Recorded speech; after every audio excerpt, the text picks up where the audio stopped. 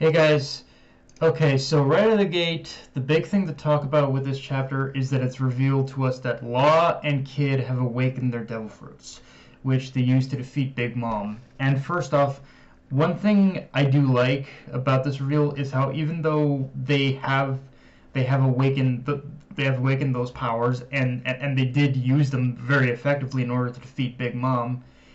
I do like how they also openly admitted to each other they still aren't very proficient at using them yet. So it was ultimately by pretty much sheer luck that they even managed to pull off a win against Big Mom, and just like I'm not gonna say it's always all purely luck, but it was definitely like in those things where they had to be very careful in how they use those powers, because if they missed even if they missed even once, then if they missed even once one execution of it, then they would have been left like pretty much, and they would have been left helpless in order to fight back against her. And so yeah, I like how there's kind of this kind of emphasis that even though they have these powers, they aren't very proficient at using them yet. Here's the big thing about this reveal for me, which is with the reveal that Law and Kid have awakened their devil fruits. It's basically reinforcing to me that by the time the fight with Kaido is over, Luffy will finally have unlocked his awakening. It doesn't matter. It doesn't matter what that may be. Like it's one of those things where this chapter almost kind of reinforced me that it's almost necessary that Luffy like having his awakening happens at this point. Otherwise, the power scale is going to feel a little imbalanced between Luffy and the others. It doesn't even matter how proficient they are with it. And like honestly, this also makes me. This is one of those things that also makes me think that Luffy has already probably obtained an awakening after recovering from his last defeat with Kaido, but in typical Luffy fashion, knowing Luffy the way he is, knowing how like just unaware of certain things he is, he's probably not even aware of the fact that he's probably obtained an awakening either.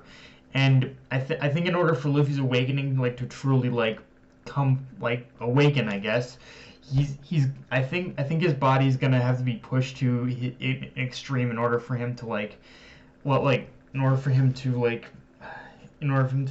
be aware of its existence. I think that's kind of the one theme that Oda has done with Luffy, is that whenever he obtains a new ability, it's only when he's at a heightened sense of when his body is at an extremely pushed or heightened sense of battle kind of thing. So yeah, I think I think that's probably going to be the circumstance we're looking at here. And yeah, one of the other big things to talk about is Kinemon's alive, but just barely holding on at the same time. And honestly, I'm kind of mixed on this, because on one hand, his final stand against Kaido already laid the perfect setup for him to die. So it feels like him surviving even just barely kind of undercuts that moment a little bit.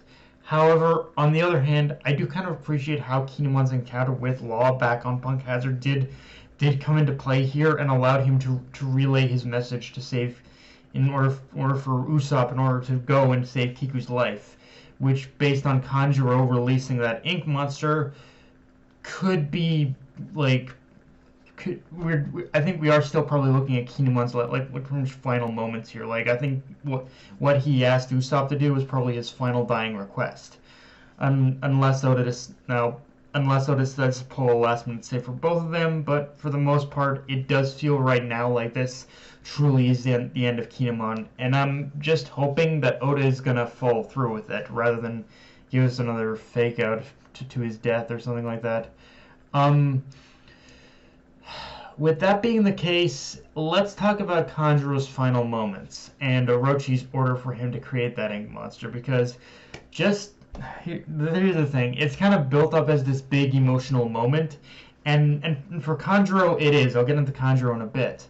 But the thing is, even though it's built up that way, the reality is, just like everything else, Orochi views it as some big noble act for the sake of the Kurozumi clan. But when you get down to it, the only thing noble about this was Kanjuro's sacrifice in itself. Like Kanjuro's sacrifice in this chapter, what he did, it made me shed a crocodile tear. But Orochi himself, I'm sorry, dude, there is nothing like noble about you. You are just a sore fucking loser. And I'm sorry, but the guy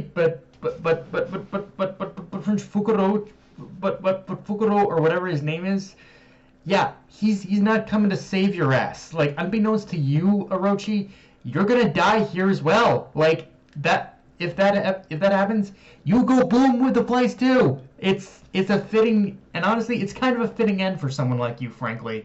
In fact, but yeah, and the stage is so perfectly set for this that part of me is really hoping Yamato fails to stop the explosives, but I don't know how feasible it is right now, despite seeing Momonosuke make actual progress on making the island float. Like, the only way I can see this whole thing working and having and still having like it be like and still have Orochi be that fitting end kind of thing is going the route that I'm assuming Oda's going with anyway, which is even if Momonosuke manages to succeed in raising the island high enough away from Wano's mainland to avoid a massive aftershock damage,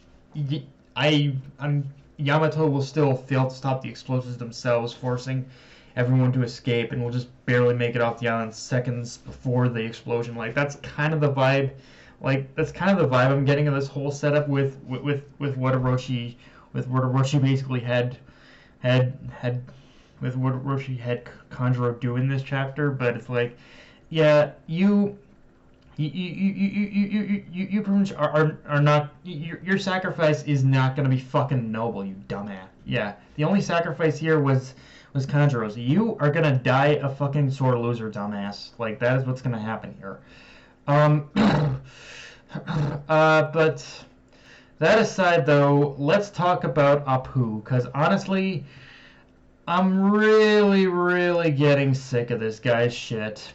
Like, it's one of those things where, on one hand, I do have to admit, what Apu says to Drake here, he brings up a good point, that by the end of this, Drake is going to have to make a decision of which path he's going to take by the time this whole debacle reaches its end, because as Oda has stated many times before, once Wano ends, once Wano reaches its affirmative conclusion, we're more or less heading straight into Throne Wars and the events leading up to it. Like, it's like the pretty much Throne Wars are going to be such this big event where there's really going to be no such thing as there's going to be really no such thing as like sides, or everyone is going to be on one side or another, and like everything's going to be a total shit show in terms of like who's like, everyone's going to have their own allegiances in that battle, in that whole war.